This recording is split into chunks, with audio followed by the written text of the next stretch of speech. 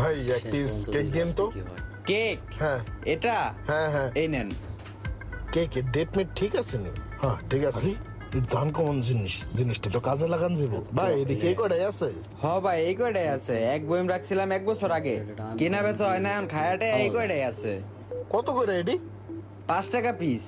আচ্ছা ভাই এই চারটা তেলে আমার দিয়ে দেন। 4টা নিবেন? নেন, বইম সহ লয়ে যান। এই যে নেন টাকাটা। কি নিতাছে এগুলা? এগুলা দিয়ে কি করব? ব্যাপারটা একটু অন্যরকম লাগতাছে। যা জিগামুনি। এই ভাই, এগুলা কি লেগে নিল?